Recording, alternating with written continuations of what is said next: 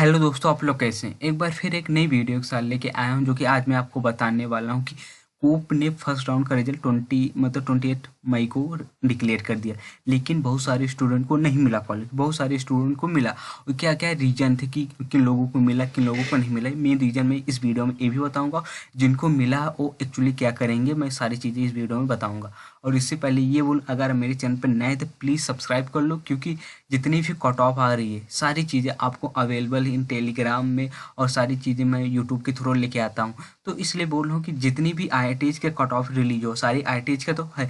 बहुत सारे आईआईटीज़ ने अपना सेकेंड राउंड में डायरेक्ट रिजल्ट लेके आएंगे, बहुत सारे आईआईटीज़ ने डिक्लेयर ही नहीं किया फर्स्ट राउंड में। तो उसके लिए वरी नहीं होना।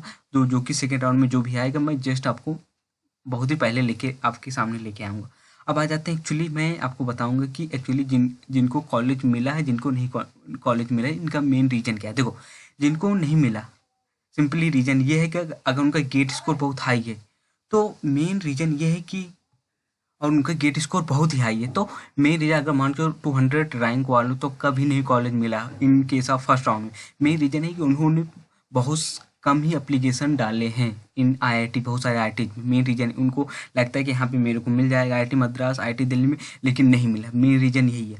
और जिनका गेट स्कोर कम है, तो उनका तो ऑब्वियसली नहीं मिलेगा फर्स्ट राउंड में, तो उसके लिए तो वरी नहीं होनी चाहिए, उनको मिलेगा लास्ट तक। आप मतलब वेट कीजिए, आपको सब कुछ मिलेगा। मेन रीज़न यही है कि जिनका भी गेट स्कोर हाई था, वो बहुत ही कम एप्लीकेशन फिलअप किए थे, इसीलिए नहीं मिला। और मैं यही बोलूँगा कि जो भी एवरेज स्टूडेंट है, जो भी एवरेज गेट स्कोर होता है, वो अगर ज़्यादा से ज़्यादा अगर आप उन्होंने फॉर्म फिलअप किया होगा, तो चांसेस बहुत ज़्यादा होंगे उनको मिलने के लिए। अगर आप सोच रहे हैं कि एक दो आईआईटी में फिलअप कर दे और मेरे को मिल जाए, ऐसा कुछ भी नहीं हो सकता। मे भी मिले, मे भी ना मिले, ये रिस्क है। तो इसलिए हमेशा कहा जाता है कि ज़्यादा से ज़्यादा आप फॉर्म फिलअप कीजिए। देखो, 2-4-6 हज़ार रुपये जाएंगे फॉर्म फिलअप, लेकिन आपको 100% श्योरिटी होगी कि हाँ, ये हो यहाँ पे मिल जाएगा। लेकिन यही चीज़ है कि बहुत सारे लोगों को नहीं मिला। अब एक्चुअली देखो, जिनको मिला एक्चुअली क्या करना है। देखो, बहुत सारे लोगों को एक ऑफर मिले होंगे, बहुत सारे लोगों को 3 से 4 ऑफर मिले होंगे। देखो, जो भी जिनको एक ऑफर मिले, तो उनको एक्चुअली करना क्या है, अगर उनको लगता है कि हाँ, मेरे स्पेशलाइजेशन के मतलब सही है, मेरे को ये चूज करना चाहिए, तो एक्सेप्ट एंड फ्रीज कर ले। अदरवाइज लगता है कि हाँ, हमको आगे चल के उससे अच्छे आईआईटीज में मिलने के चांसेस है, then go for wait and retain. अगर उनको लगता है कि हाँ, ये मेरे को ऑफर नहीं चाहिए, मेरे को इंटरेस्ट नहीं है, तो आप मतलब कर सकते हैं रिजेक्ट एंड वेट। और अब अगले राउंड पे आप देखिएगा कि एक्चुअली आपको अच्छे आईआईटी मिलता है कि नहीं।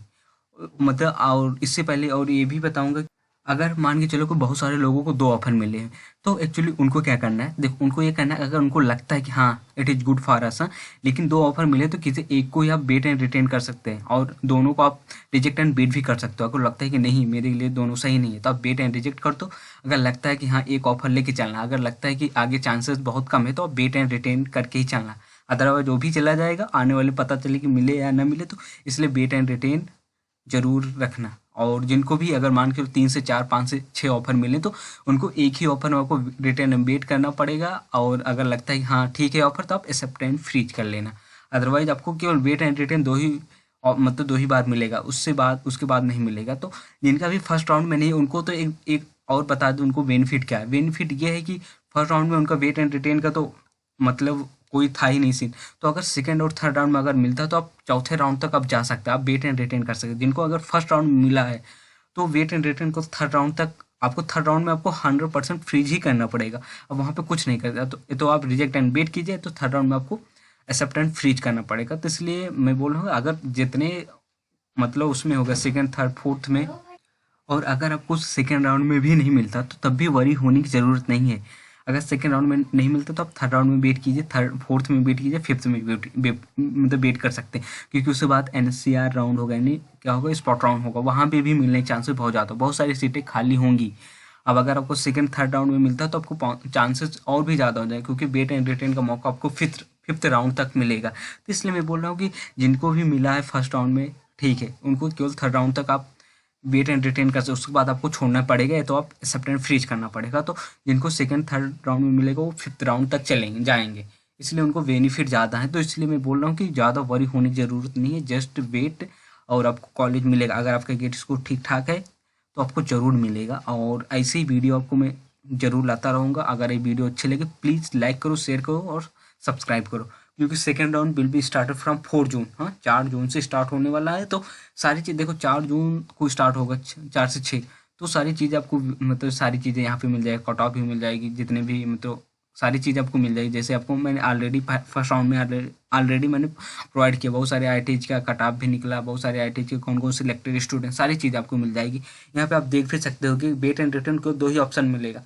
तो देखो एस और नो का मतलब ये हुआ कि देखो यहाँ पे दिख रहा है थर्ड राउंड और फोर्थ राउंड एस और नो। इसका मतलब ये हो गया कि जिनको फर्स्ट राउंड में नहीं मिला तो सेकेंड और थर्ड उनका क्या होगा, रिटेन एंड वेट का ऑप्शन होगा।